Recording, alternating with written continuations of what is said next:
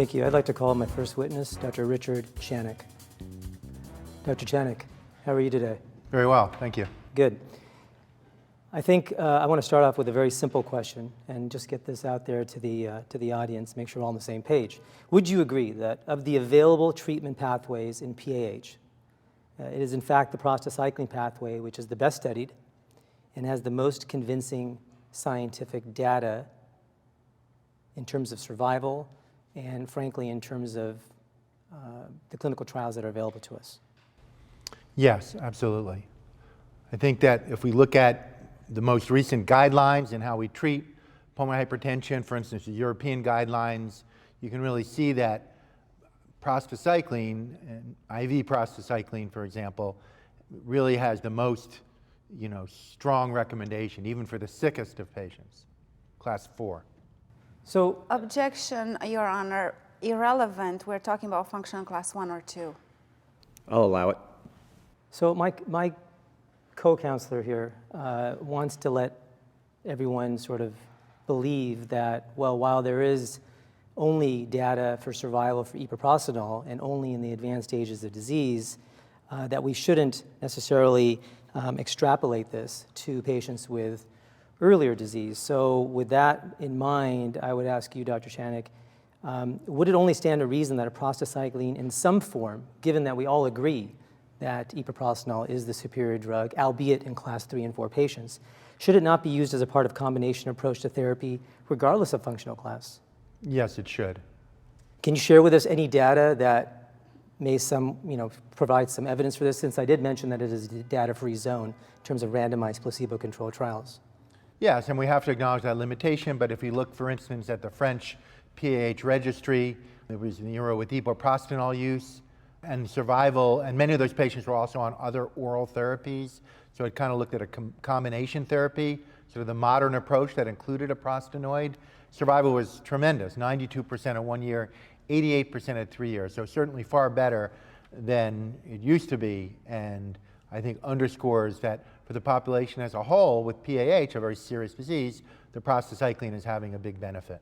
Well, and actually we could take that a step further, couldn't we? We could actually say that while this survival does look outstanding, can you share with us how outstanding this is, let's say compared to other registry data for what normal 1, 3, 5, and 7-year survival may be? Yeah, I mean, there's no comparison. It's much better than survival, which is often less than 50% at 5 years.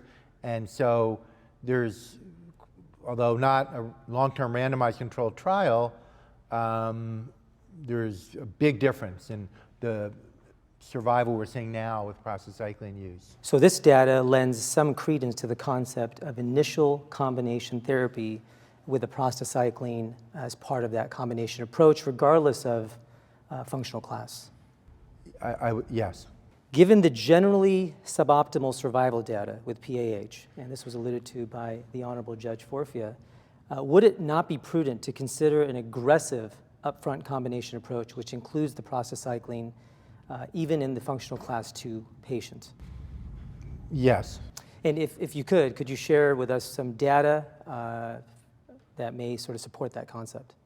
Yeah, so I think the best data we have so far, looking at prostacyclin in sort of the modern era, could come from the Griffin trial, which looked at selexipag, a prostacyclin receptor agonist, so it's a prostacyclin pathway agent. And that was a large study, a very large, long-term study. Many of these patients were also on other therapies. 80% were on some background therapy, about a third were on 2 background therapies. And it showed that this particular prostacyclin pathway agent improved morbidity and mortality endpoint, even in patients who were class 2. And so there was a significant risk reduction in patients who were functional class 2. When we say class 1 and 2, we're really mostly referring to class 2 because there are very few patients diagnosed at class 1 truly asymptomatic. So the vast majority of these are functional class 2 patients. And those patients benefited from this drug selexipag. Now my opposing counsel is going to argue that, well, the data we have is for epoprostenol. It can't be really extrapolated to other prostanoid pathway medications. How would How would you feel about that in your clinical practice? Do you feel like prostanoid pathways can be, we're really discussing the pathway in general. I think in general that's true. I mean, there's always exceptions, and I certainly would perfectly acknowledge that IV epoprostenol is the only treatment, really the #1 treatment recommended for class 4 patients. So it may be more effective when given as a continuous IV infusion. But for the vast majority of patients, I do think we're looking at the prostacyclin pathway. And in fact, now that we have the luxury of having non-parenteral prostanoids, perhaps we should be seeing an increased use of prostacyclins given the data that we know so well with epoprostenol. Would you agree? I would agree, yes. All right. Dr. Chanik, a couple more questions for you. Since we do not have adequately powered randomized control trials, and we're agreeing to that, with upfront combination PAH therapy, specifically including a prostanoid, can you remind us of lines of evidence, perhaps in the literature, which may support this approach in functional class, specifically 2 patients, as you mentioned? Yes, so a couple things. So we have different studies, combination studies with prostacyclin and other drugs supporting that combination approach. We have what we call the PACES study, which was the addition of sildenafil in patients who were starting epoprostenol. So it looked at that combination and did show, in fact, a significant benefit in exercise capacity and clinical worsening, delay of clinical worsening in patients receiving that combination of epoprostenol and sildenafil. We also have the PATENT-1 trial. So this is a little bit different, but this is patients who were treated with riociguat, which is a guanylate cyclase stimulator. Many of those patients were on a background prostanoid, and those patients who were on a background prostanoid seemed to have a really nice effect from this drug, suggesting that that combination, which included the prostanoid and the other drug, in this case riociguat, was particularly beneficial. And while we will admit that the approaches in these studies are not necessarily initial combination approaches, and while we will admit that a lot of this, or specifically the PATENT-1 data, is actually subgroup analyses, these are lines of evidence that suggest that prostanoids as part of a combination approach have significant merit. All right, can you highlight any lines of evidence which suggest we, as a PAH community, may in general be underutilizing the prostacyclin pathway, even in the advanced PAH population, the functional class 3 and 4, where supposedly the guidelines are very straightforward, that a parenteral prostanoid should be used either alone or in combination in that group, particularly in higher risk, for instance, connective tissue disease, PAH subgroups? Objection, Your Honor. I must say we are again not speaking about group 3, functional class 3 and 4, where we all are on the same page of using prostacyclin. We're talking about functional class 1 and 2, and this doesn't have it's not the place. Your Honor, I'd like to ask for some latitude. Please wait your turn. The objection is sustained. Go ahead. Thank you, Your Honor. My opposing counsel will see that this question is really framed to better understand the general use of prostacyclins in the country or in the world as we stand here today, even knowing how great it is in advanced PAH. So Dr. Chanik, again, sorry for the rude interruption, but can we move towards your answer? Yes, and I should also say at the outset that even though we're talking about the differences between class 2 and class 3, those of us who practice pulmonary hypertension, which all of us do, know that that's pretty subjective. So what is class 2 for you might be class 3 for me. So I do think we have to acknowledge that there's a lot of overlap. It's a gray area. This is not some hard separation between class 2 and class 3. And that's why I agree with you that symptomatic PH should probably be, there's more common than differences. And I think that's really important when the council is saying 3 versus 2. I don't agree. But the registry data from different large data sets supports that we don't use prostacyclins enough. That sadly, the number of patients who never see a prostacyclin type drug is quite significant.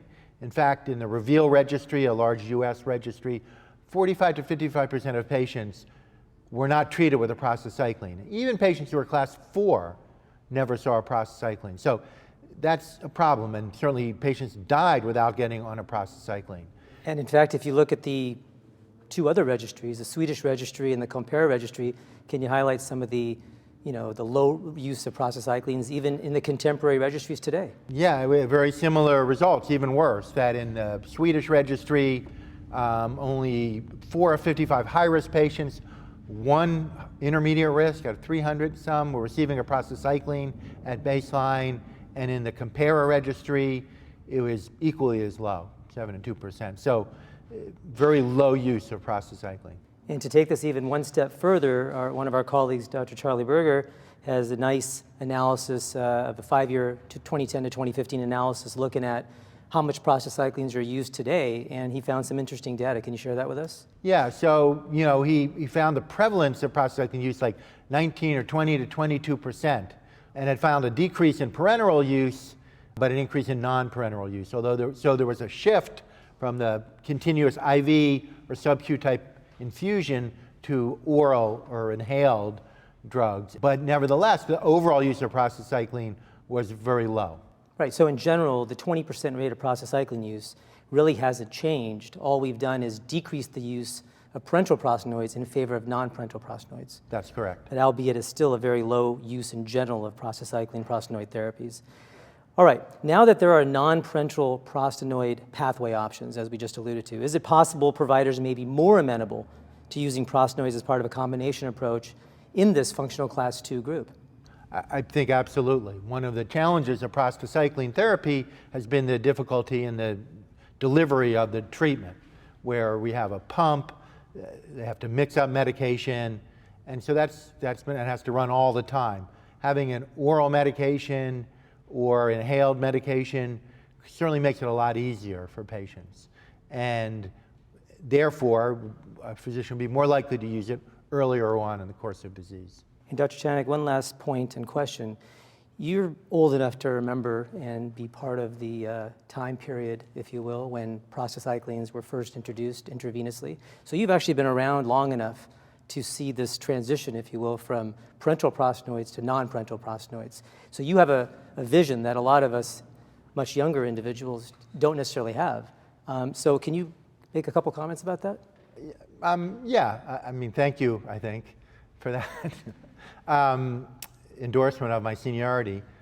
But yes, there's absolutely have seen the era before any drugs, and then the development of prostacyclin, epoprostenol, which is truly a life-saving drug, dramatically changing a disease where everyone died of, back in even in the early to mid 90s, to now where we have a number of drugs in this class. And so I think all of us who have been doing this a long time really feel strongly that that particular pathway, that prostacyclin pathway, is just really critical. Thank you, Dr. Chanik. Dr. Preston, do you wish to cross-examine? I would love to. And my opposing counsel mentioned your seniority. I applaud your experience, but I know you're young at heart. So I look forward to your expertise. I object. Buttering the witness. Sustained. I actually didn't mind it. Thank you. Order. I will refrain, Your Honor. So, Dr. Chanik, how do you identify functional class 1 patients? How do we diagnose them? Yeah, as I said before, that's a very kind of a rare phenomenon of truly asymptomatic PAH patients, and generally they'd be picked up on screening if you're screening a high-risk patient who's at risk for it, or it's just incidentally discovered. So, are there any data on non-PGI2 treatments in patients that have mild disease with functional class 1? I mean, we have algorithms that pick up these class 1, the detect algorithm in scleroderma patients, looking at screening, so diagnosing some of those patients that are asymptomatic or pre-symptomatic, let's say. So the research community is focusing on detecting mild disease of functional class 1 in high-risk patients, but has not included any prostacyclin pathway modifiers in the treatment algorithm as of yet. Correct. So you agree that for functional class 1, prostacyclins may not be the main treatment? Well, it's not entirely clear to me that we would treat class 1 or who we would treat who's truly asymptomatic. So I certainly would acknowledge that true class 1 patients, we don't know. And I think the focus of my opinion as a witness would be on class 2, so more mildly symptomatic. Thank you. The treatment algorithm that was endorsed and promoted by ERS and ESC guidelines 2015 that showed that one option for incident patients is combination therapy. What clinical trial has this been based on? The AMBITION trial? Did the AMBITION trial use any prostacyclin treatment in their algorithm? No. So then let's focus on functional class 2 patients, since we sorted functional class 1. In those functional class 2 patients who were enrolled in the AMBITION trial, what is the proportion of patients, if you remember, who showed worsening or failure to improve in this important pivotal trial? Of the class 2 patients? Of the functional class 2 It's patients. about 18%. It's about 18. So you would say a minority. It's 18%. So then a vast majority Well, 1 out of 5. of these patients responded very favorably to a combination therapy that did not have prostacyclin in the treatment. Is that correct? Yes, and some didn't respond. Okay. Now, Dr. Channing, can you remind us of the Triton clinical trial design, please? Yeah, so the Triton trial is an ongoing trial looking at the use of selexipag, which we talked about, prostacyclin pathway agent, as part of an upfront combination, along with the drugs in the other pathways as well. So it's really to try to answer the question of the benefit of that drug as part of a combination. So that means that we do not have the answer yet of how to place prostacyclin in functional class 2 patients. We don't have a dedicated randomized trial of upfront selexipag in incident patients who are class 2. That's correct. So would you be tempted to wait for the results of the trial that are going to hopefully be very soon in order to do your best to apply evidence-based medicine? I wouldn't make a blanket statement like that. I wouldn't agree with that. So you would treat your patients individualized for now? Correct. Thank you. A few more questions, Dr. Chanik. In the PACES trial, patients were stable on epoprostenol and they were added on sildenafil, and sildenafil showed benefit on top of epoprostenol. What does it say about the potency of epoprostenol in all comers in general? I think it's a potent drug, and it's even more potent when used in combination with another drug. And I think what PACES tells us is what pretty much all the trials tell us, is that the more drugs you use in the different pathways, the more benefit patients get. And you can go down trial after trial and you find the same results. You can combine drug A with drug B with drug C and you get additive benefit. We see this very consistently. PACES is another example of it. So you would argue that although it is a very potent medication, there is some room to improve on top of what we have as most potent available. Yes, I would agree with that. Do all delivery systems achieve the same benefit across the board between PO, IV, sub-Q, and inhaled? That's a good question, and one that's hard to answer. I think that there are, although these drugs work in a similar pathway, there may be some differences based on route of administration that we don't fully understand. But for instance, continuous IV prostacyclin is in general felt to be more potent than oral prostacyclin or prostacyclin pathway agents. So I would acknowledge there may be some differences depending on delivery system. So would you treat your functional class 2 patients with infusion therapies? I personally haven't done that, although I know others that would consider it more strongly. Thank you. I'm all done with the witness. Thank you, Your Dr. Honor, Chen. can I be direct? Yes.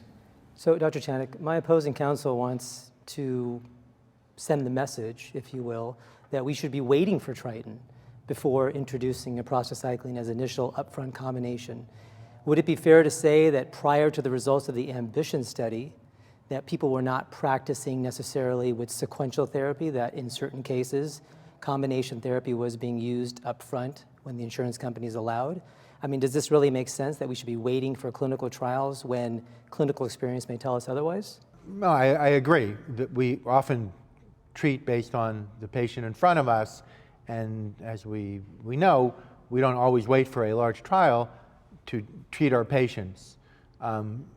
These, I should tell for the jury if they don't know, all these therapies are FDA approved, and so we're not using an experimental treatment without evidence or studies. We're using approved therapies, but just we're using them in a way that combines them together. That's really what we're talking about. Right, and the bottom line would be that if AMBITION results were so wonderful, as my opposing counsel wants us to believe, we really wouldn't need a Triton, would we?